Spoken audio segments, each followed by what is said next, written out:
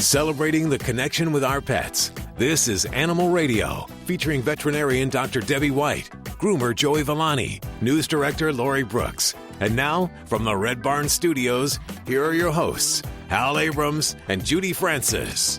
And today he is back for his 15th appearance on Animal Radio. If you're a regular listener, you already know who that is. That would be Mr. Bob Barker. Bob Barker. He is an amazing gentleman. How old is he now? I think he's, 93? 93 Yeah, 93. years old. Yes. Wow. Sharp. I admire him for, staying so active and up with his personal causes. I think that's remarkable, and I hope to be at that position at his age. Yeah. No kidding. I don't know if he still has any animals. I know he had rabbits, so we'll have to ask him about that. But there was usually a rabbit next to him on every phone call, so we'll find out. I know they were getting up there in rabbit years. How long does a rabbit usually live? Oh, I usually see him living 8 to 10, even 12 years sometimes. Wow. Good. Wow, little prolific guys, too. I think he let them roam free on the whole second floor, and they would get into the TV and the cables and Chew stuffing on and things. pillows. He and didn't care. He didn't really care. I mean, Nope. the second floor was For the rabbits. for the rabbits. Absolutely. But first, we'll take a couple of your calls now, and then we'll do some news at the bottom of the hour. Lori, what are you working on? When you leave the house, I know I leave, music or a TV show on for my pets. And it turns out after this new research that was released this week, one kind of music. Well, there's a couple kinds they don't like, but this one especially stresses dogs out. Huh. I hope it's not the music I'm leaving on. I leave on classical music when I leave the house. And I think that it would be calming for them. It's calming for me, but we'll find out with the brand new research that Lori has done. And we'll pop them It's really interesting. Okay. We ready to go to the phones? Let's do it. Yes, let's go. And hi, Diane. How are you? I'm fine. How are you today? Good. Where are you calling from? Orlando, Florida. Orlando. Okay. How can we help you? I found a kitten, a female kitten, and we brought her in the house because it was winter time, winter for Florida. And she stayed here for a while. Actually, she's living here now. We've named her Spare Kitty. But Spare Kitty has swollen glands that look like the mumps, and I don't know what to do about it. Okay. So she's about how old right now then? Well, she's had her first teeth, so I figured she might be about 6 or 7 months old. Okay. And is she feeling sickly in any way? No, she's very healthy. She's active. She bounces around and. Okay. Good. Good. Kitten. Okay. Well, when we have swollen lymph nodes, especially in the neck area, a couple things do come to mind. One of the first things I think of in kittens of about the ages between 3 and 7 months of age is they can get a kind of strep infection, and it's called juvenile streptococcal lymphadenitis. And if that's not a mouthful, then then I don't know. But basically, it starts as a strep infection that they get in the tonsils, and it works its way to the lymph nodes in the neck. So that certainly could be a possibility there, among other things. So other things in kittens that will cause their lymph nodes to be enlarged can be some viral diseases like feline leukemia. We can also see bacterial infections like Bartonella, which are associated with cat scratch fever. So any of these things, I think, are going to really justify a trip to your veterinarian so we can get her checked out. And that might be something as first starting with getting her viral tested, as well as, getting a sample from the lymph node, because that can tell us a lot there. But for a lot of those things, if we're not dealing with the viral thing, we're talking about getting her on some antibiotics and getting her, treated appropriately. So that I feel pretty favorable about that. And then we need to get this gal spayed. My goodness. Oh, I know. I thought she was an older cat when I first brought her in, but I went to give her to some friends because they wanted to see her for the weekend. And when I did that, she went into heat, and I said, "Oh, this is a kitten. This is not a cat." Yeah. Well, so definitely. So great that you took her in, but let's get her into the vet, and we can get all that taken care of pretty easily if it is what I think it is. All right. Thanks for calling, Diane. Hey, Dave. Hey, how you doing? Good. How are you doing today? What can we do for you? Well, I was wondering if there's a way to tell if my dog is the perfect weight, overweight, or underweight. That's a great question, Dave, and I thank you for asking that, because I think a lot of times as pet owners, we think we know our dogs are in good weight, and the actual truth is, in the vast majority of the cases, in my patients, they're actually overweight. So yeah, and I'd like to share a factoid here because according to recent studies, in dogs in the U.S., 35 to 40% of dogs are overweight or obese. That's all. Wow, that's a lot. That's a lot. And cats are similar. They're about 25 to 35% of U.S. cats are obese or overweight. So this is a huge number, and that does have implications. So I'm so glad that you bring this up. Because we know that obesity is going to cause our pets to have increased rates of problems like diabetes, arthritis, orthopedic issues, skin infections, believe it or not.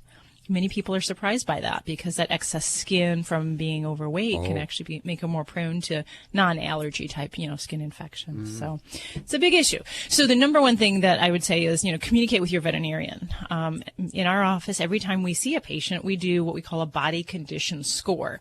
So we take a pet's weight, but we also score their body condition. And there's kind of two different scales for that. 1 to 5 or 1 to 9 are the two different scales. But basically it helps put a number at where your pet's condition is so that we can measure that between different visits and different doctors potentially. So that's something you can look that up online. There's one made by Purina, but you can go to pretty much anywhere on the internet and find a body condition score. We can look at a chart and kind of it gives the view usually from the side and from the top down because there's different ways we look at our pets. And we're basically looking to see if they have a nice kind of like an hourglass figure for a pet. So we want to see a little bit of tucked up in the kind of in the abdomen area, a little bit tapered there. We don't want to see a potato shape, and certainly we don't want to see kind of the torpedo shape, kind of the rounded shape. So that's kind of. This is strange because my dog is like a tubular, but she's she's a Rottweiler Shepherd mix. Mm-hmm. So when you look at her from the top, she's tubular. You look from the bottom, there's like a cut up where the back legs are, but she seems very beefy but strong and not overweight. You can't pinch the gut at all. Yeah, and I think I would probably have to see her because a normal, like a perfect weight dog, which in my category is a 3 out of 5, when we actually put our hands on the ribs, we should feel ribs. There may be a little bit of some tissue covering that, but we actually do want to feel ribs. And we also want to see that tuck up on the flank from the side. And then if you're standing above, we want to see a little bit of a tuck between the chest and the hips. There should be a narrowing there. So if we're straight like a rectangular, then I'm going to probably put your dog at a 4 out of 5, just from what you're describing, which means we're already in the overweight category. So, and that's where I think, getting a veterinary assessment is helpful. And a lot of folks tell me, what number? How much should my pet weigh? And it's never about the number, just like with people. We hate to label pets as being overweight because they're over 35 pounds or 45 pounds when the breed standard says they should be a different weight. But the body condition score really is going to be very important for you to help kind of figure that out and know how to alter your feedings. Because that's the next step that we would talk about is what kind of strategies do we use to just trim off a little bit of weight. And this is what I do for my dogs. So I can tell you, experience over all the years, the amount of food that a pet food manufacturer tells you on the bag to feed is way overestimated. Is it? It is. Okay. Yes, by far. And, I have people come in all the time and say, my 75-pound dog, I'm feeding, 6 cups a day, and that's how much the food manufacturer says. And I'll be like, you know what? No. Are they just putting that on the label to sell more dog food? The reason that the amounts that I think that there's a discrepancy, and whether or not we believe they're trying to sell more food or not, I don't know. But I do believe that we overestimate a pet's metabolic activity. So what are they doing during the day? Many pets kind of hang around the house, sit on the couch, bark at the mailman, and they don't necessarily do a lot. So if they're out doing athletic sports, doing running, they're hunting, they're doing very vigorous activity, you may need to feed more of that higher end of the feeding amount on that bag of dog food. But the dog that doesn't do that or goes for a walk twice a week or 3 times a week is not getting that same level of physical activity that we might be expecting. Okay. So, chasing the mailman every day count for no more than me running to the television. So no. But for the mailman, that's a good 100 calories. That's right. Well, he's not eating the mailman, right? No. Just no. Thank you so much for your call today, Dave. This Healthy Serving of Animal Radio brought to you by the grain-free Red Barn Naturals canned food for dogs and cats. Always made in the USA with natural, functional ingredients that support your pet's optimal health. Visit them over at redbarninc.com. And thanks, Red Barn, for underwriting Animal Radio. You're listening to Animal Radio. Dogs or cats, horse or emu, animals are people too. Hospitals and nursing homes are taking down their no dogs allowed signs. Medical studies show that people who own a pet make fewer trips to the doctor.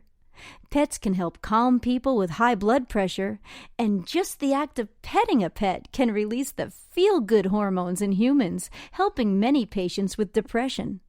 There are numerous studies that show the positive effect of owning a dog. From getting some exercise while walking a dog to companionship for shut-ins. All these big medical studies just show what we knew all along. Life is better when you share it with a pet. Have you hugged yours today? I'm Britt Savage for Animal Radio. Animals are people too. Animal Radio. Hi, this is Elaine Boozler on Animal Radio. Spay and neuter your pets and some of your exes. Hey, don't forget, you can get your fix of Animal Radio anytime you want with the Animal Radio app for iPhone and Android. Download it now. It's made possible by Fear-Free Pets, taking the pet out of petrified. Visit them at fearfreehappyhomes.com. People say less is more. At Red Barn, we think less is better. It's what you won't find that sets our natural premium pet food apart. No byproducts, no corn or soy, no fillers. Just the natural ingredients your pets need to live the healthy life they deserve. Look at the label. We want you to. Red Barn Naturals Pet Food. Simply the best. Find it in your local pet specialty store. Try our grain-free rolled food. It's protein-packed with less risk of food sensitivity. Hi, this is Brandon McMillan on Animal Radio, and be sure to adopt and not shop. Need a fix of the good stuff?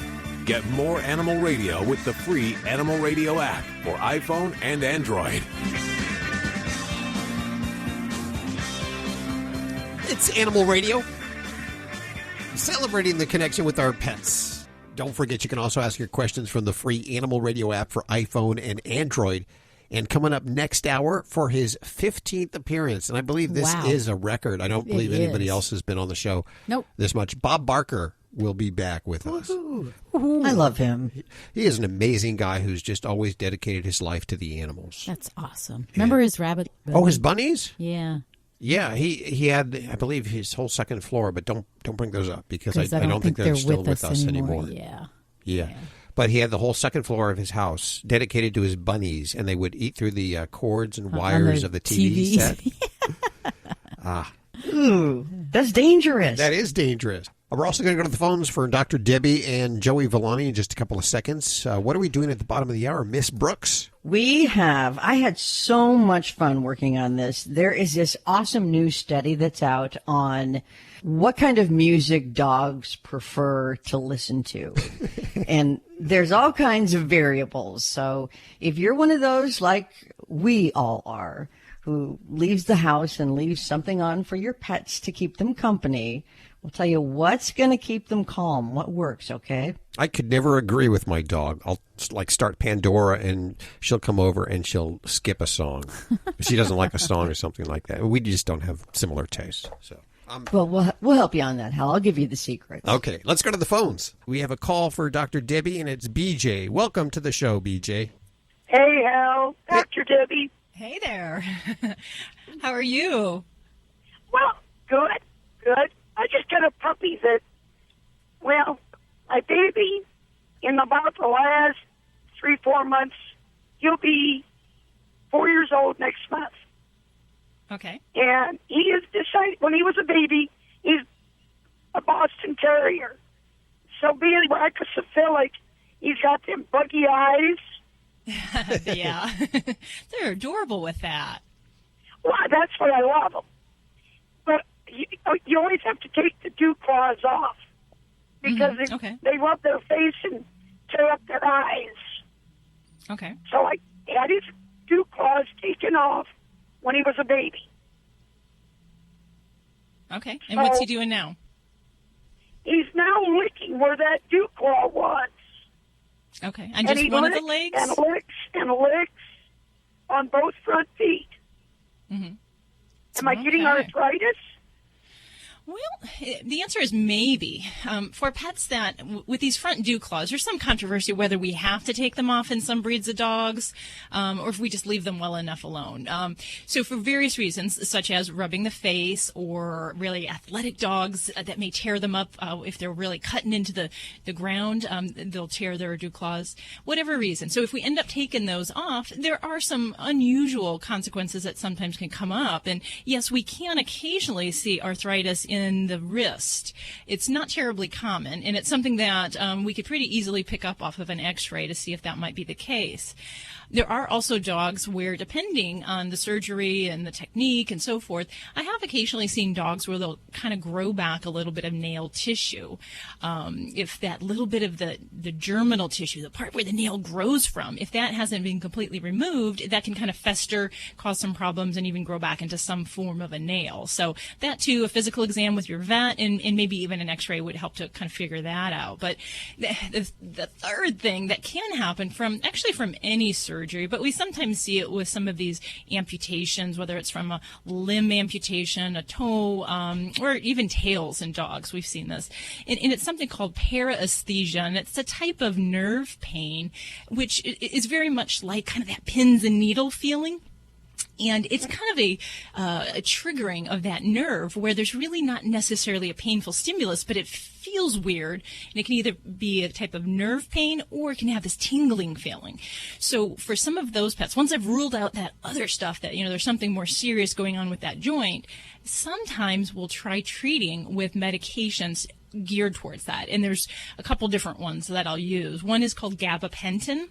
And it can be very helpful for dogs or cats that chew and mutilate their tails or body parts. So if they're really obsessive, sometimes it's not that they're just being naughty. Sometimes it feels weird and there's something going on. So a medication like gabapentin would be something I would definitely give this baby a try. And then there's even some tricyclic antidepressants that we can use for some pets if there's other triggers that we think are going on. But I would definitely get this kid to the vet and let them take a look at that and see if we need to take a picture of that to figure this out a little bit more, because there's a lot we can do. Could it be an allergy? Because he's allergic to everything. Yeah, and I guess the things when we talk about, if he's focusing on the dew claw itself, it would be strange for a dog to focus on the dew claw with allergies. Allergies are kind of systemic, so they affect the in between the feet, the ears, the butt, all sorts of areas of the body. So it would be very unusual if this was the only place that he was focusing on and working on, and to blame that on allergies. So just kind of keep that in mind and give that baby a pat on the head. I love those big buggy eyes. They're adorable. You just got to take extra cautions with those eyes, don't you? Yes, we do. I used to have one that every time he saw a cat, he had to be friendly and run right up and smell them. And face to face, and kitties ate that. And whap. Yeah. That was a $100 bill to go to the vet, because then we had to go get our eyes tested and medicine and walk through weeds. We say they're cute, but they're not always necessarily the smartest ones out there. So, well, thank you for your call, BJ. We appreciate it, and we're here to take your calls at Animal Radio. You're listening to Animal Radio. Hi, This is John O'Hurley. You're listening to Animal Radio. And remember, most importantly, please spay or neuter.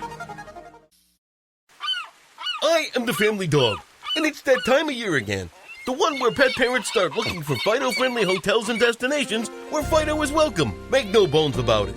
Pets are part of the family, and we like to sniff out new places too. And we hate to be turned away, especially when we're on our best behavior. So we won't be left out in the cold. Be sure to pick up a copy of Fido Friendly Magazine to find the best hotels and destinations where Fido is always welcome. Go online to FidoFriendly.com and subscribe today.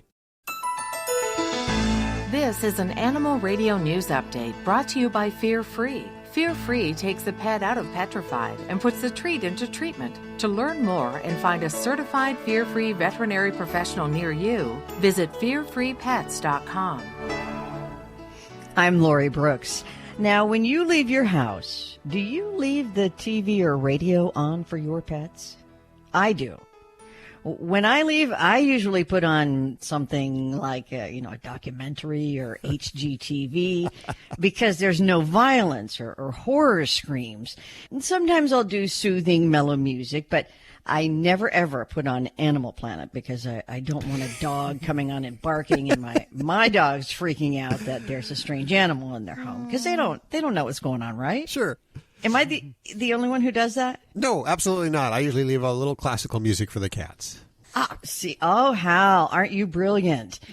And the reason I say you're brilliant is because I've learned a few things this week. Okay. There's some new research out that indicates when it comes to music, dogs need a variety of music, and certain kinds of music will definitely calm them. In a study was done for the Scottish Society for the Prevention of Cruelty to Animals, and researchers at the University of Glasgow in Scotland played 6-hour-long playlist from Spotify, and they used 5 different genres of music, and they played this for shelter dogs. These entire, 6-hour-long playlist.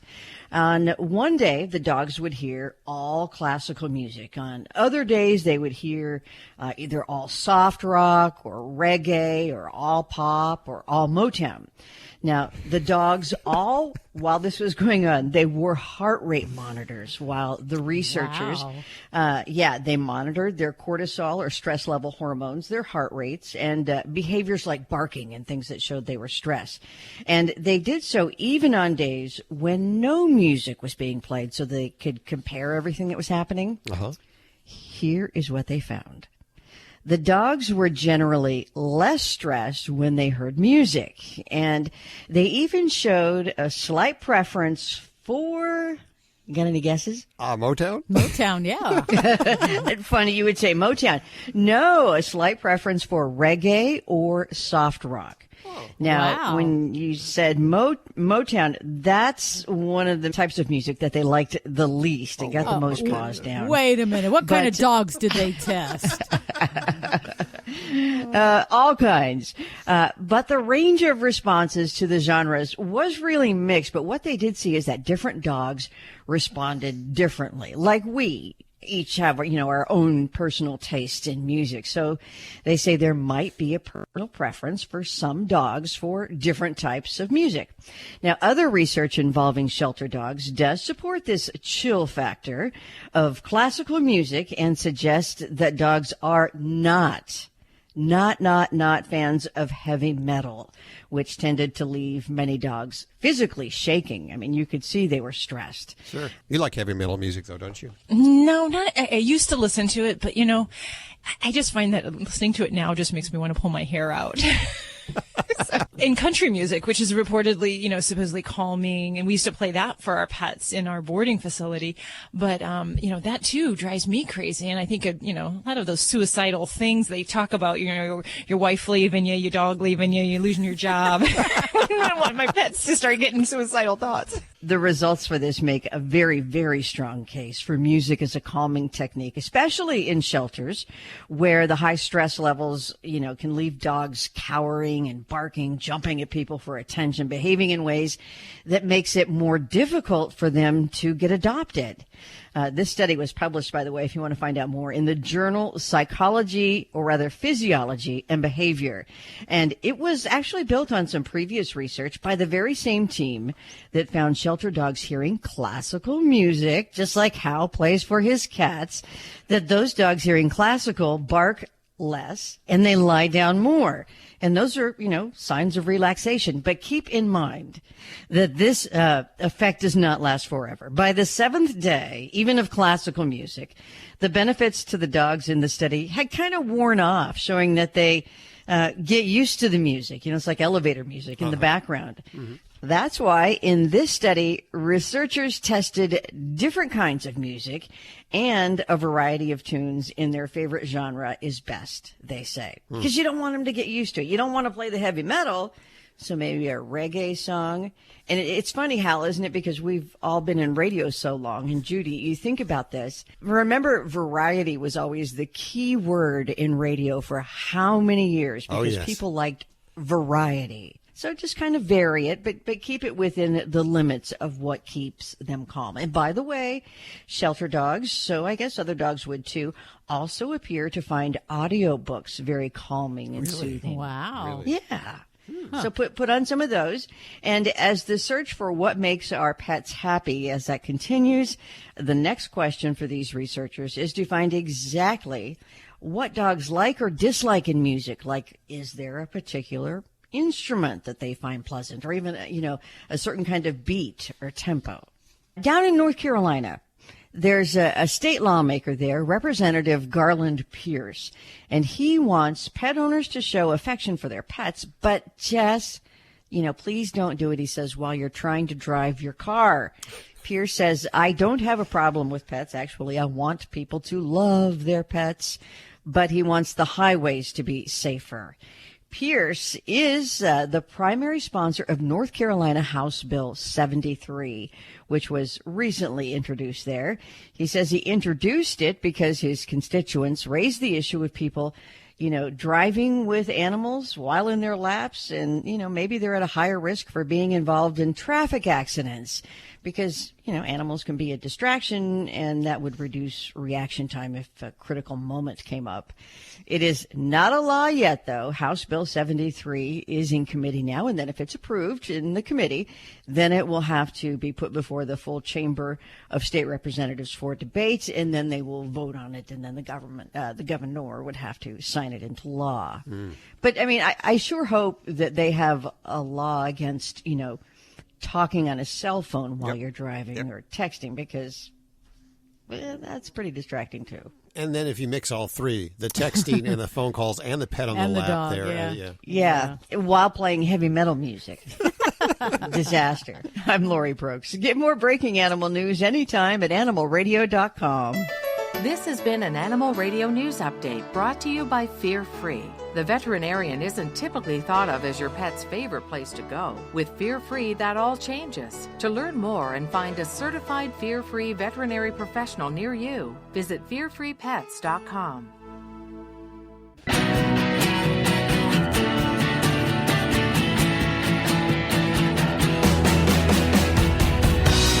Hi, Brenda. How are you? Hello. Where are you today? I'm in New Mexico. Okay. How can we help you? I got the good doctor right here. Hi. Oh, my cat. Hello. My cat is licking her side, and her hair. She's licking her hair off. Just Okay. one What side. part of her side?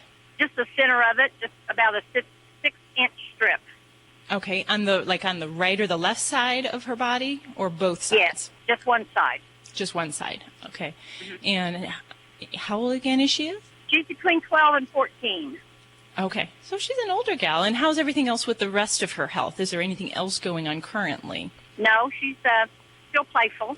Well, when I have an older kitty that's displaying signs of grooming in an unusual spot like this, it's a little less common that we start looking at things like allergies and skin disease. I actually start to go looking for some of the more internal problems. In a lot of these cases, I can actually find that a cat might be displaying signs of pain, something going wrong internally. So I will check x-rays.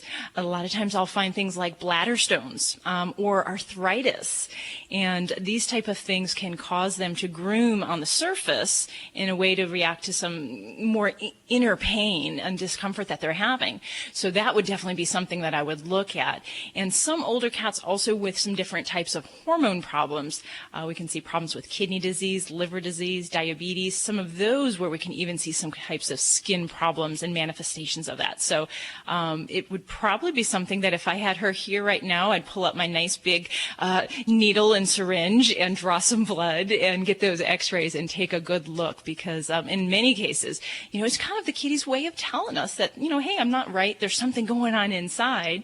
And we definitely would want to go searching along that avenue. And as far as, I should also ask if she's on any medicines of any sort currently. No. No. And is she the only kitty in your household here? No, there's 2 other cats, and I have them on food for urinary tract infection. Okay. And so I just put them all on that. Okay, so she's not necessarily had a problem with that before then. No, that wasn't why I put them on, because of her. It was another one of them. Yeah. But I would say that's going to be my first thing. And then, of course, if you're in an area where we talk about fleas, as always, we look over the rump of the tail area, right above the tail base area, and that's a common site for fleas. But, I think that she's trying to tell us something, and, I wouldn't hesitate to go look in there and see what we can figure out from the inside out, if you will. Okay. Time for the vet, Brenda. Okay, I'll take her to the vet. You're listening to Animal Radio. Hi, this is Steve Garvey on Animal Radio. Remember to spay and neuter your animals. Thank you. People say less is more. At Red Barn, we think less is better. It's what you won't find that sets our natural premium pet food apart. No byproducts, no corn or soy, no fillers. Just the natural ingredients your pets need to live the healthy life they deserve. Look at the label. We want you to. Red Barn Naturals Pet Food. Simply the best. Find it in your local pet specialty store. Red Barn canned food for cats and dogs is grain and gluten-free. You're listening to Animal Radio. If you missed any part of today's show, visit us at animalradio.com or download the Animal Radio app for iPhone and Android. It's Animal Radio, celebrating the connection with our pets, toll-free. We'll head back to the phones for your calls for Dr. Debbie and Joey Villani in just a couple of seconds. But first, we go across the pond. We're going to visit with what is a zoopharmacognosist. I welcome her to the show. Her name is Siobhan Pestano. Is that Italian? Siobhan is actually Irish and Pestano is Portuguese Guyanese. I love the name. Wow. I will never forget it. Thank you, Hal. Now, what is a zoopharmacognosist? That's a great. Well, you're doing really well with the name. So well done on that. It is somebody who facilitates zoopharmacognosy. Now, I must say that some of my colleagues are actually really struggling to get this word across to people. So somebody has come up with an alternative term, which is going to help explain what it is, called botanical self-healing. Zoopharmacognosy is a scientific term coined a few years ago when the behavior first started getting recognized. And if you break it down into 3 parts, zoo, animal, pharma, medicine, and cognosy, knowing, it literally translates as animal medicine knowing, referring to animals' innate knowledge and ability to heal themselves using plants as they do in the wild. And so, very long answer to your question, Hal, but what I do as a zoopharmacognosist is I facilitate animals self-medicating, because obviously an animal in the wild is free to roam and forage and take a little bit of this or a little bit of that, and they're able to address challenges as soon as they occur. Whereas if somebody has a dog or a cat or even a horse in a field full of grass rather than mixed herbs, they don't have the freedom to seek their own medicines, and it doesn't serve any animal well to appear sickly or weak. So they tend to hide it from us and from everyone. And by the time we can look at our pet and see that they're ill, they've already been ill for a while. Okay, so you help animals self-medicate, which seems it seems that they're not self-medicating if you help them. But I guess that's because they can't get a hold of the herbs that they might prefer to self-medicate with. Is that correct? Am I understanding that? It is. I've obviously explained one little bit badly. When I say I facilitate, okay. I don't give them the extract, and all I do is I offer. And what happens from the animal's point? Firstly, I mean, some of my kit is dried herbs, powders, etc. But the most powerful part of my kit is actually single plant extract essential oils, which are very, very powerful, and they can do a lot medicinally simply through the animal's sense of smell. They don't necessarily take it by mouth. Wow. But So I have a question. Is this, I mean, for those of us that don't really do a lot of alternative medicine, is this aromatherapy? That's what I was thinking. Or is this something more? Yeah. Okay, so that's again, it's a great question because it's something that really confuses people a lot. It kind of is in as much as there are aromas involved and it's therapy, but it isn't in as much as if you went to an aromatherapist or had an aromatherapy massage or consultation, you would tell them what the problem is and they would decide what is good for you according to what they know about X, Y, and Z plant extracts. Now, although, that absolutely has its place and can be helpful, what zoopharmacognosy does, what self-medication does or provides is individualized medicine, because I could have a bunch of things with antibiotic or antibacterial properties. Not every animal is going, if I offer them 8 to an animal that's got an infection, it might select 3, maybe 4 of them. All animals aren't going to select the same dosage. They're not going to select the same type of remedy.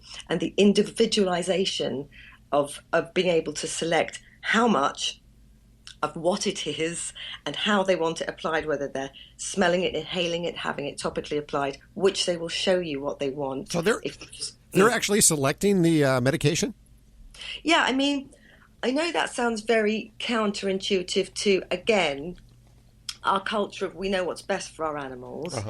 And we think that, partly because of what I do, I realise that's not true. But obviously, there are lots of instances of animals poisoning themselves. So a very natural response is, what you're saying is completely nuts because we know animals poison themselves, therefore you can't possibly be right. And that's, that's fair enough. But actually, it's like, I love talking about that because it's like there are a handful of reasons or circumstances where animals will poison themselves, all of which are explainable.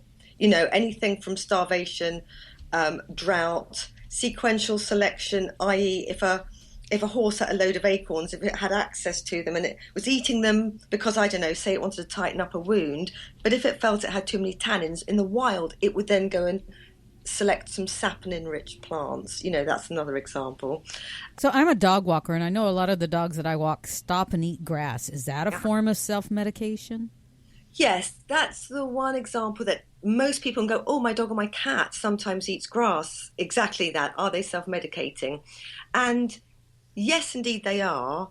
Probably you'll see with a lot of the dogs, sometimes they're doing it to purge, but not all. Yeah, sometimes, but not always. And there's a real mixed bag of reactions to that as well. Some like, oh my God, it's going to make you sick. Don't do that. Don't do that. Don't do that. It's like, that's a little bit anthropomorphic because we think, oh, being sick, yucky. But the dog's like, hey, I'm a scavenger. I want a great big bath because I've got something in my gut that I really don't want in there. So if I have some of this, I'm just going to bring it all back up and feel so much better. All very enlightening. Can you tell us, is there a website where we could learn more about the botanical self-healing? Sure, you could have a look at my website, which is calmercreatures.co.uk. And I'll put that link over at animalradio.com. Thank you very much. And links to everything you've heard on today's show. Thank you so much for hanging with us today. We appreciate it. Thank you very much for inviting me. Siobhan Pestano joining us. We'll head back to the phones for your calls next. Check out Animal Radio highlights. All the good stuff without the blah, blah, blah. Browse on over to animalradio.pet. Yeah, puppy pads are convenient, but sometimes they're really gross. That's why the Animal Radio studio stunt dog, Ladybug, uses the brilliant pad self-cleaning puppy pad. We love how it handles number 1 and number 2. It seals away the waste and replaces dirty pads for us. Brilliant Pad keeps our home clean and smelling fresh. All we do is replace the roll once every few weeks, and the process is fast and clean. In fact, Ladybug gives it 5 paws up. Learn more about it at brilliantpad.com. Celebrating the connection with our pets. This is Animal Radio, featuring veterinarian Dr. Debbie White, groomer Joey Villani, news director Lori Brooks. And now, from the Red Barn Studios, here are your hosts, Hal Abrams and Judy Francis. This thing on? In just a few minutes, we're going to have Bob Barker on for his 15th appearance here on Animal Radio. And over the 16 years or so that he's been coming on almost on a yearly basis, yes, he has. He's talked about the circus and really shutting down the circus and the elephants that shouldn't be performing in the circus. And he's even gone as far as flying some of these elephants out of these precarious situations and to shelters and sanctuaries across the country. He's That's also awesome. It really is pretty cool. He's also been very involved with trying to get SeaWorld to shutter their whale act, and they have done that. So we have a lot of things to celebrate, a lot of things to talk about. And he's 93 years old. Gosh, still doing amazing. this. Wow. And quite the ladies' man still, I understand. He also, as you might remember, he brought to our attention the situation with the American Humane Association and that Dustin Hoffman movie, HBO movie, about 3 years ago, where the Humane Association was on set and gave them their credentials. You know, the no animals were harmed in the making of this movie credentials, a little certification at the end of the movie. Yet there was a horse that was harmed during that movie. I think the horse died, didn't it? I think so, although I don't know that for sure. I don't know. I just know that Bob Barker is not a big fan of the AHA. So I want to ask him about A Dog's Purpose and this movie and the whole controversy with the German Shepherd. Hercules, the German Shepherd, on that set. So that's on the way in just a few minutes. What are you working on over there, Lori? Well, one state has just opened up this huge new expansive facility. It cost them $65 million to build this. Yeah, on 14 acres. And it's all about animals. You know, when I ask for a tease, you really do give a tease there. I try to deliver, Hal. Titillating. Okay, let's go to the phones. And let's take one for Dr. Debbie. We have Bill on line 3. Hi, Bill. How are you doing? Pretty good. Where are you calling from today? My call. New York. New York. Yep. Okay. What's going on with your animal? I have Dr. Debbie right here. Yeah, doctor. I have a 3-year-old English Springer, and she's getting a habit of eating dung. Eating dog dung or other animal dung? Yeah, dog's dung. I have another animal, or another dog, too, and she, they play together and stay in the pen, and I let them out, and they'll run around, and my Springer will start that habit, which I was wondering how to break that. Mm-hmm. Yeah, and it's a lovely dung behavior. So, yeah, and if we're being confined in now, is this a dog like a kennel, like a fenced-in kennel, or a crate? Like a crate kennel. Okay, alrighty. As far as, and I'm taking it that she's only eating the other dog's poop, or is she eating her own as well? I don't know. I try to keep them cleaned up, and I know she's eating stuff out there, and she comes in and just dung breath, so I know that she's doing that. Okay, yeah. Well, I mean, the reasons for why dogs do this, the honest truth is we have a lot of theories, but nobody really knows the absolute certain cause. A lot of times we kind of look back at how puppies are, when they develop and when they're with mom, the mother dog actually licks their urogenital area, so they ingest their feces and their urine. And some people feel that this can be kind of a mimicked behavior that just kind of sets in a pattern, and then they just don't kind of get out of. Other times, we talk about the fat or the protein content in the stool, and some dogs are really attracted to things like rabbit poop, feces, different animal feces, because there's different compounds, enzymes, proteins in there that may be somewhat attractive. And it's crazy to think that poop tastes good, but you know what? It really does to some animals. so in some ways, when you have a positive reinforcement for a behavior, it's hard to stop it because they just enjoy it. Now, some of the things we need to do when we have a doggy that is eating poop is, one, we need to take away the opportunity where they can get into that. So that means we have to pick up that poop as soon as it is passed. We don't want to leave that stool left out in their environment where they can get around that and ingest it. The second thing is that we want to not make a big deal about it when you do catch them in the act. And just like a kid that smacks around his brother or sister for attention so he gets his parents to yell at him, dogs will eat poop because they love to hear us yell, scream, throw things. Stop it, stop it, stop it. And that actually, again, is a positive reward for that behavior because they just got you off the couch and they just got your attention, and now you're paying attention to them.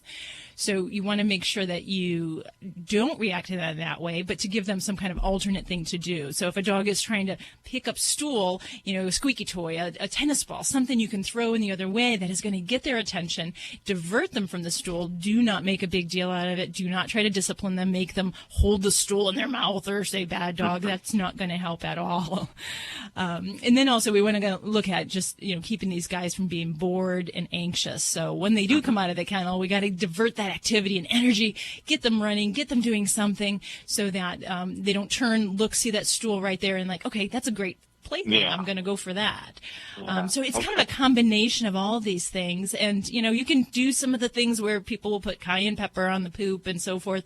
But I think the time you spend walking around with that little Tabasco bottle, dressing those the piles of poop, you might as well work on avoidance and keeping that stool out of the environment. So, yeah. And there, definitely some people will say, use MSG, add it to the poop or add it to the dog that is passing the poop.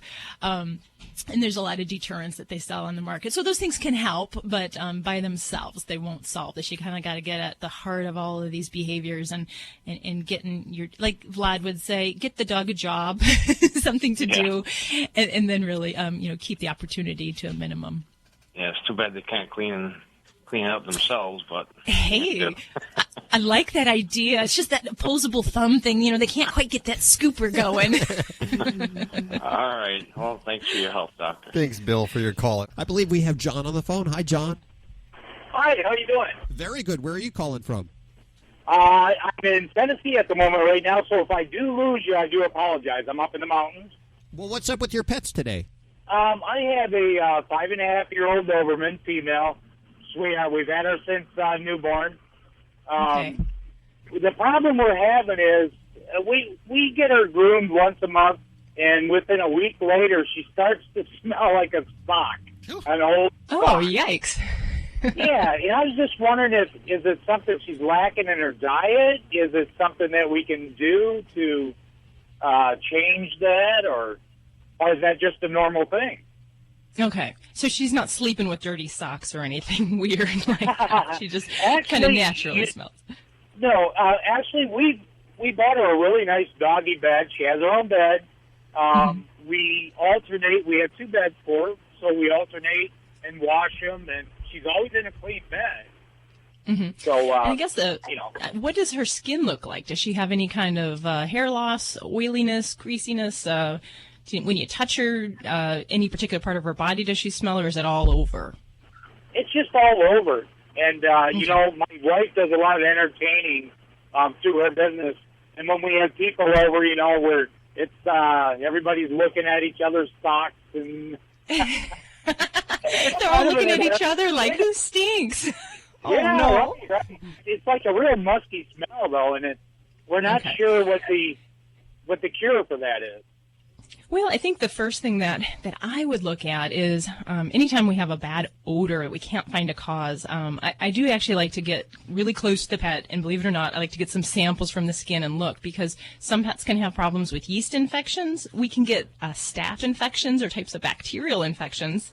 And there are some dogs, and Dobermans kind of fit into that, where they can have problems with their oil glands in their skin, where they can have an excess production of some of these oils for some pets. So that's a possibility as well. But I would definitely say we'd want to do a test called an impression smear, where we look at all the skin surface under the microscope.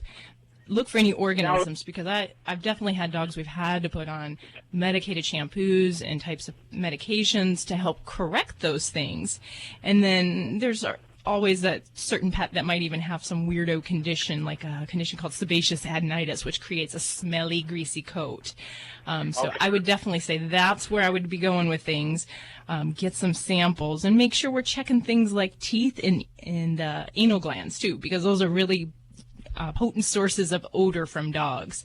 But if you're describing more of that kind of wet sock kind of smell, then I like to check for yeast. And yeast is a pretty stanky thing in a dog. Yeah, well, and actually, our where she gets groomed at is a really well-known place, and they do the anal glands, and so we know that's not a problem. We've got that much from our groomer, and her teeth are actually very, very white. We give her the clear raw hides, and that keeps them really clean.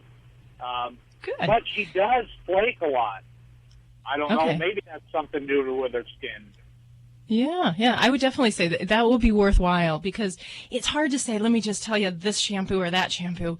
It really would be an individualized thing that we'd want to find out what's going on her skin surface. And it's such a simple type of a test, but it can really give us oodles of information on what's growing or what's going on your baby's skin. So I would definitely pick up that phone and line up that visit with your veterinarian, because I think we could probably do some things to help her out in a lot of different avenues with shampoos. And actually sometimes we can over shampoo too. So that can actually make some conditions worse. So let's get to the vet and find out what we're scratching about and what's going on. This is Dr. Debbie with Animal Radio. We are here to take your calls. Call the Dream Team now with the free Animal Radio app for iPhone and Android. Hey, everybody, this is Brett Michaels, and I just want to say you, right now, want to take... Wait, give me the line again. My brain skipped. Brett Michaels... I just had one of my brain hemorrhage brain farts. Oh, Go ahead, do that. say Don't do one more that. time. I don't want to be responsible for that. Trust me, it's me. Go ahead. Animal Radio. Brett Michaels, Animal Radio. You got it. I knew the Animal Radio. Okay, here we go. Hey, this is Brett Michaels. You're listening to Animal Radio, and take care of your pets. They will rock your world. Here's today's top automotive news story. I'm Nick Miles. Kia has received 6 top safety pick ratings from the IIHS for the 2020 Telluride, Sorento, Sportage, Soul, Stinger, and Forte, when equipped with front crash prevention and specific headlights. Michael Cole, president of Kia Motors, said Kia is committed to building the safest vehicles possible. These ratings reflect the commitment and reaffirm Kia's continued effort to strive for safety improvement and advancements in every model we produce. To find your new Kia, read the reviews at ourautoexpert.com. Think O'Reilly Auto Parts for all of your car care needs. We're close, convenient, and known for our guaranteed everyday low prices and excellent customer service. For professional parts people you can trust, stop by your local O'Reilly Auto Parts today. O'Reilly Auto Parts. Better parts, better prices every day. You're listening to Animal Radio. Find us at animalradio.com. Log on, learn more.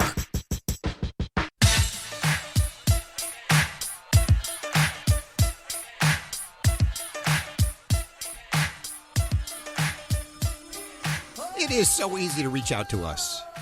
And you can also ask your questions from the free Animal Radio app for iPhone, Android, and BlackBerry. Download that puppy now if you haven't. It's great because if there's a recall or any news that really affects you and your animals, you'll get it first through your notifications on your phone, your smartphone. I still have one of those flip phones. I haven't upgraded yet. Oh, how? Do you really? Oh, my gosh. I know.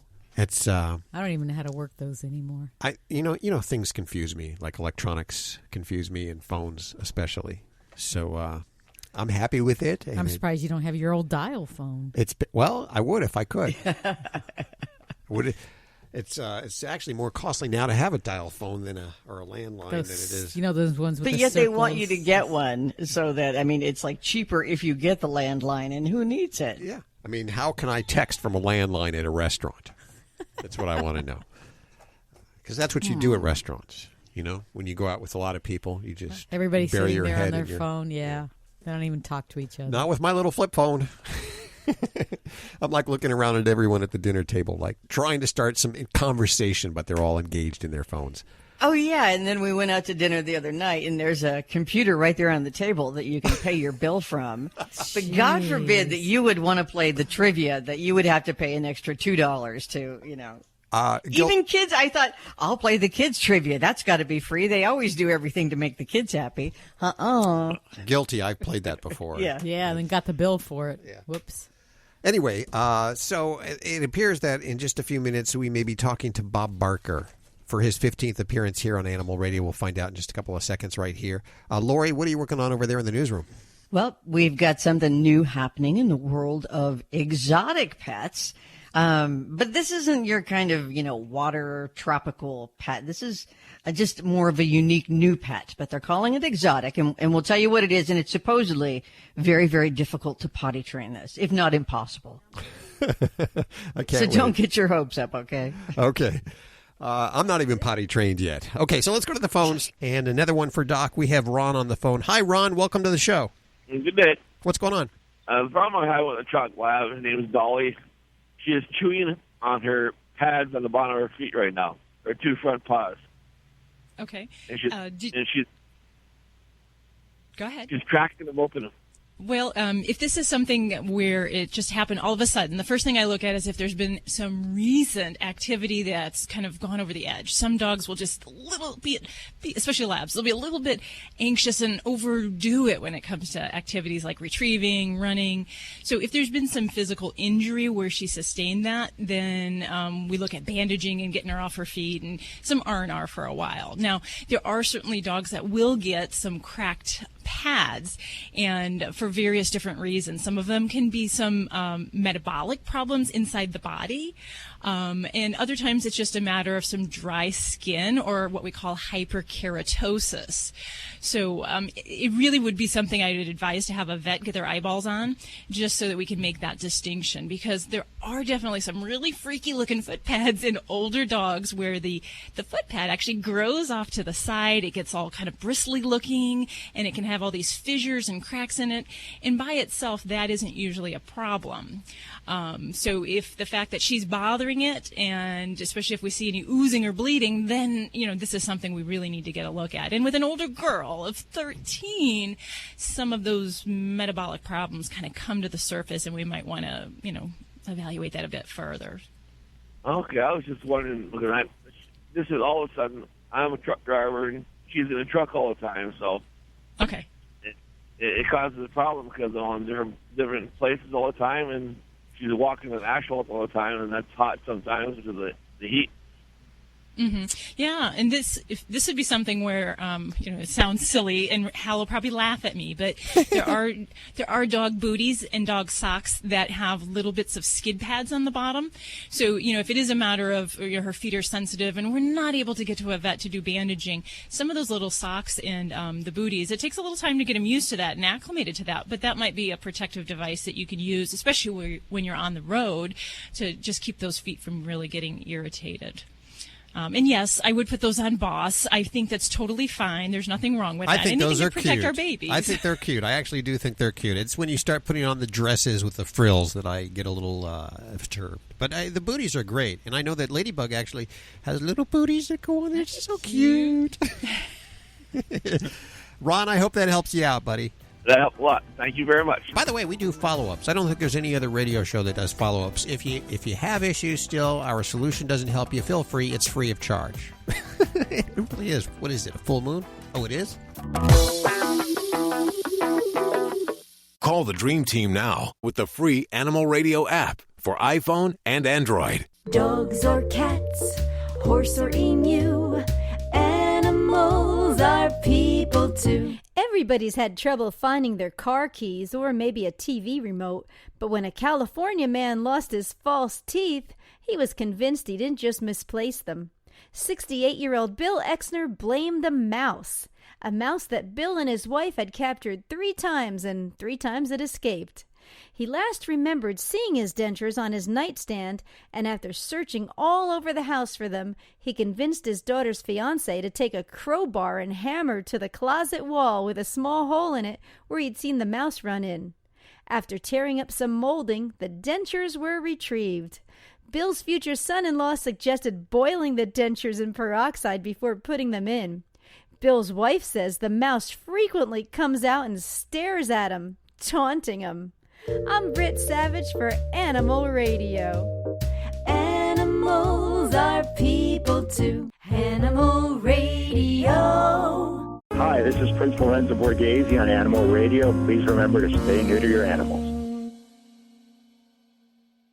Are you tired of high cable TV rates? Sign up for Dish today and get a $500 bonus offer while supplies last. Plus, lock in your price for 2 years guaranteed. Call All American Dish, your Dish authorized retailer now. 800-380-4452. 800-380-4452. That's 800-380-4452. Offers require credit qualification, 24-month commitment, early termination fee, and e-auto pay. Restrictions apply. Call for details. Hi, this is Doug Gray of the Marshall Tucker Band, and forever you'll always be listening to Animal Radio. Keep loving those pets. This is an Animal Radio News Update brought to you by Fear Free. Fear Free takes the pet out of petrified and puts the treat into treatment. To learn more and find a certified Fear Free veterinary professional near you, visit fearfreepets.com. I'm Lori Brooks. Experts say there's a new trend in the world of exotic pets. Although when I think of exotics, this isn't exactly what I think of, but it is unique and different. We're talking about the increase in people who are adopting miniature donkeys. I mean, they're so small, for a donkey, but pretty much about the same size as a big dog. And those who own and even show these mini donkeys say they are really smart and very responsive to humans, which, is kind of like a dog. That's why we love our dogs so much. They just want to be near you, and these donkeys are the same way. One man who has 30 of the miniature donkeys says he's trained a lot of different breeds of dogs and young horses, but he says the donkeys, these mini ones, are a lot more like training a dog than they are like a horse. But still, he does concede house training a mini donkey is virtually impossible, saying that he's found that when they need to potty, they just do it. Yep. Kind of like wherever they are, or a horse. I'm thinking, going down the parade route. Excuse me, everybody. I have to, right in the living room there. Yeah. So, and they don't, so that for that reason, they don't recommend them in the house. But the bigger issue, bigger than potty training, is they are, equine. They are herd animals. So they say you really need two. Either two donkeys or a donkey and a horse, or those mini donkeys will become very, very lonely. One breeder of them says she has even turned down potential adopters that do not already have at least one herd animal already in their home. The ultimate fate of that steer in that viral video from Texas. Did you see that one? The steer who escaped from a slaughterhouse earlier this month. His fate is still up in the air, although one rescue group says Baby Huey, that's what they've named him, he's got his own hashtag, Baby Huey, that he may now be kept by the owners of the slaughterhouse, and they're thinking about keeping him as a family pet. But the Rowdy Girl Sanctuary Farm in Texas has informed that family that if they decide they don't want Baby Huey anymore, they need to tell the sanctuary so that they can go ahead and make other arrangements that would allow Baby Huey to live out his life without fear of being sent back to a slaughterhouse again. That was wild. Wild. Yes. The world's first privately owned animal terminal and quarantine facility. Incredible. It is opened up at John F. Kennedy International Airport in New York. It is called, they call it the Ark. It's a ginormous $65 million, 14-acre facility. That's huge. Yeah. But still, it's been so professionally done and well thought out. They say that even at that size, that it's cozy enough for a tiny kitten, but spacious enough even for a Clydesdale if you want. The Ark caters to travelers who send their animals as cargo on flights, but they do not want them hanging out unattended, say, in the holding area, either before or after a trip, where so many animals, get lost or die from the heat and everything. Companion animals will be staying at the Pet Oasis, which is part of the Ark huge complex, and they welcome pets arriving, departing, or pets who are just in between flights, and that starts at a fee of about $125. Before takeoff, though, you can drop off your pets, and then they get the animal ready. They give them a pre-flight walk. They check the crate for airline compliance, and then the staff will then transport the pet to the plane. So there's always a human with your pet. And then they coordinate with the airline on the exact departure time if there are any delays and things like that to minimize the wait in the boarding area. Now, for arrivals, imagine that you're in traffic and you can't get there and you've got, for some reason your pet is flying by itself. The staff picks up the pet from the airplane and they handle all of the customs and paperwork requirements. And then once they get over to the Pet Oasis, there they get their food, they get a bath and brushed, and plus they get potty breaks in a grassy area. And pet parents can also receive photo updates of their pet's journey. But if by chance you happen to have a furry friend of a larger variety, the Ark also has a dedicated area for horses and even horse quarantining, and for those who travel with them, like their jockeys and grooms. And there's also a specialized habitat just for birds of all kinds.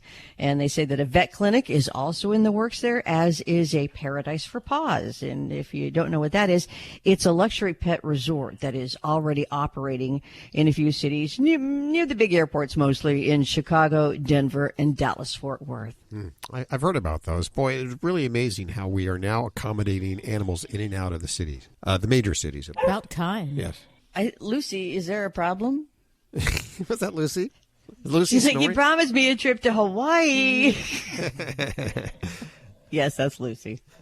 Anyway, I just thought that was fantastic. I mean, I love when things are so well planned and things, because what we had, at airports in the past, several decades has clearly not been working or for the benefit of the animals. It was just to get them from point A to point B, and sometimes even that didn't happen. Yeah.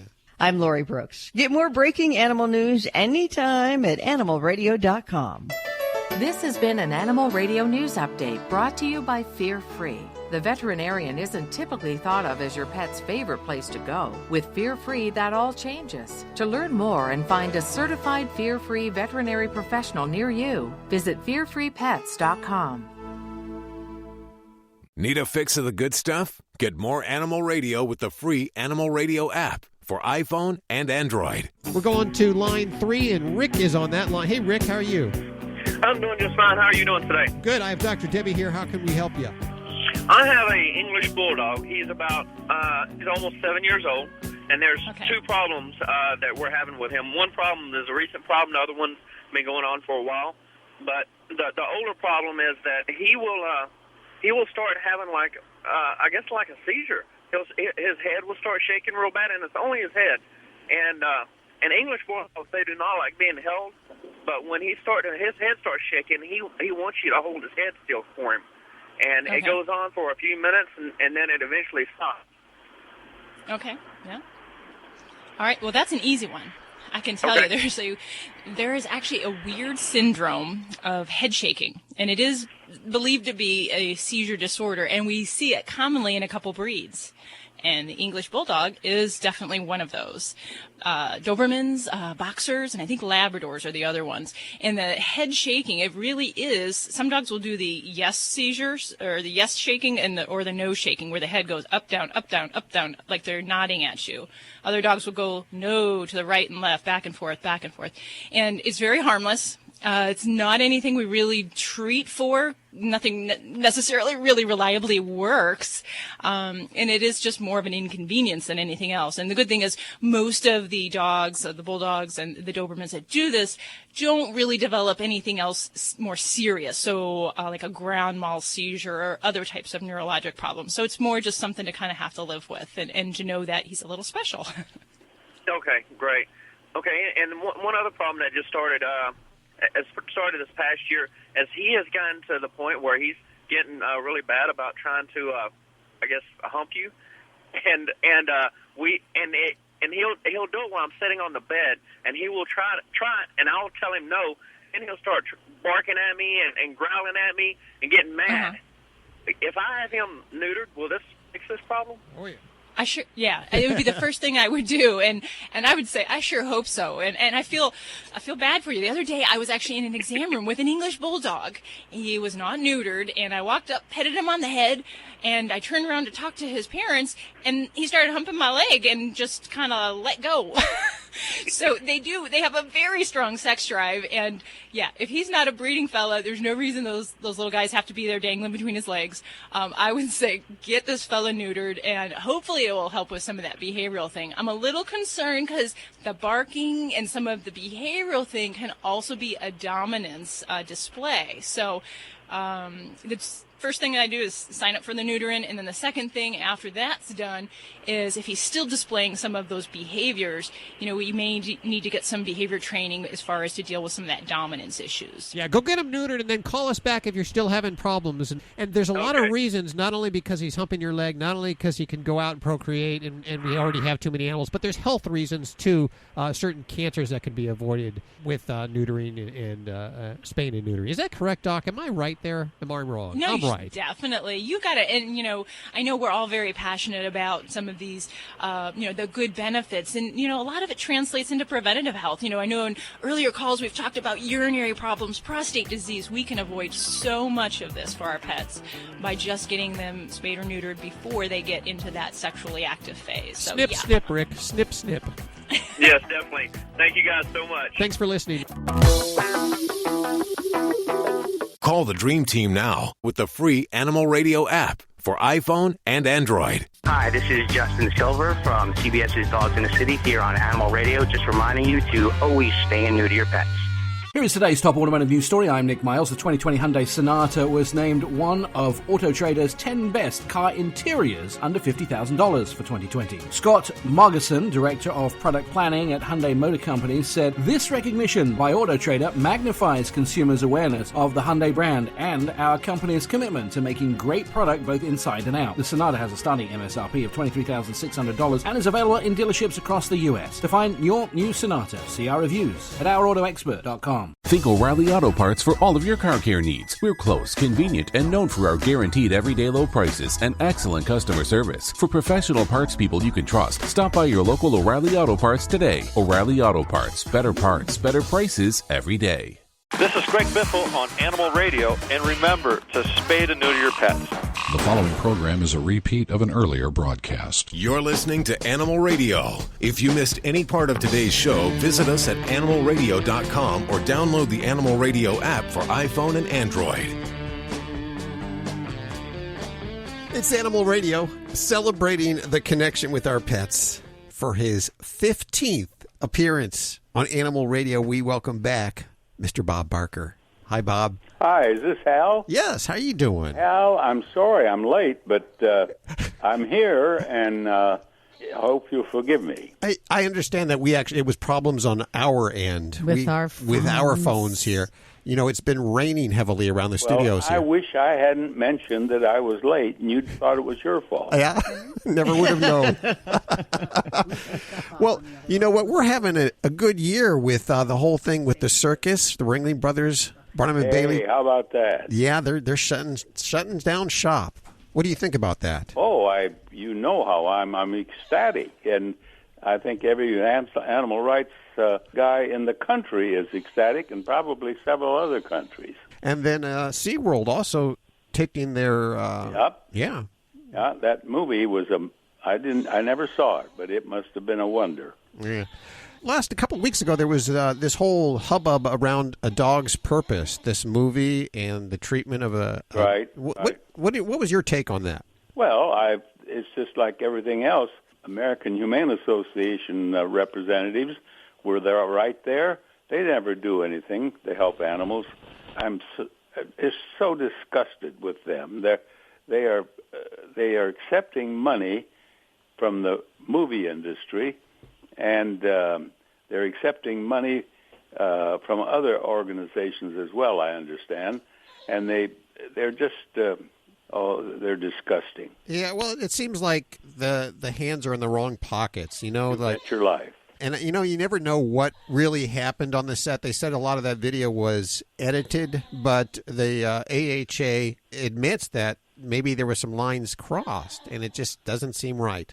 Well, they shouldn't let those lines be crossed, but they do it regularly. So how about you? What have you been up to lately? Well, at my age, 93, I'm working hard at getting up and going to breakfast. That makes a good day for you, huh? That's a job, and sometimes takes so much energy that I don't have any lunch. You just have to fill up at breakfast there. Yeah, I got to get down to breakfast and get that original start every day. But I keep pretty busy. Yeah? Yeah. So do you have any animals nowadays? I don't. I am in a very rare situation in my lifetime. I don't have any animals at the moment, but you can bet that will change. Yeah, when you said at the moment there. At the moment, Now, do you think if you decide to add another animal, would it be a rabbit or maybe a dog or a cat? Well, it probably would be a dog or a cat, although I had 2 rabbits, and I'm telling you, that was one of the great experiences of my life. Mr. Rabbit and his honey bunny. And she lived to a top age for most rabbits. Yes. But he broke records. He was just a great little rabbit, and she was splendid too. And they just to watch them was fun. Sure.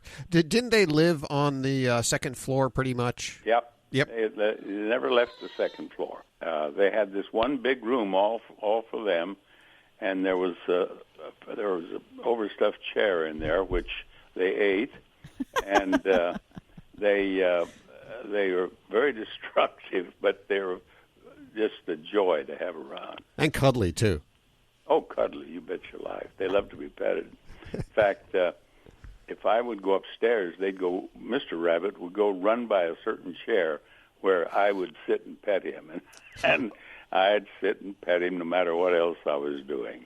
Have you been doing anything on the animal front? Well, I have been helping a family up in Canada. They have a problem up there. Bears, there's no protection for them. And the baby bears, they get killed right and left. And so these are orphaned. They've been orphaned in one way or another? Yeah. Is it humans that are killing their parents? Or is it just nature? It's hunters, Yeah. Hunters. It's like a trophy to them. Mm-hmm. Something Right. for their wall. Yeah. Right. I was on the National Rifle Association's enemy list, and I called them and tell them that I was in no way opposed to guns. I sleep with a 45 right by my bed every night, and if anyone gives me any trouble, I'll have no problem in blasting away at them. But I don't want to go out and kill animals. They seem to understand that. I hope I've been removed from the list. And the last thing in being anti-guns, I think that every home should have a gun or two, and I do. Yeah, well, you use them for defense, but for a poor, helpless animal that unless you arm the animals. Now that might be hunting. I'd like to see fight. if there was a fair fight. Animals.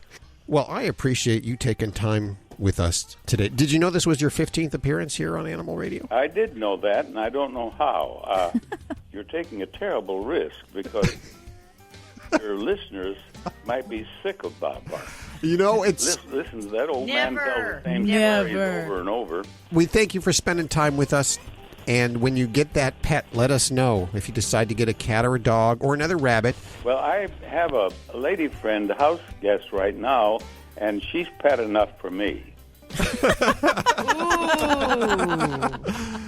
There you go. I love it. Thank you so much, Bob. Thank you both, and it's a pleasure talking with you as always. Be well. Okay, it's time for us to get on out of here. Thank you so much for joining us today. And if you need your fix during the week, visit us over at animalradio.pet. Bye-bye. Bye. See you next week. This is Animal Radio Network.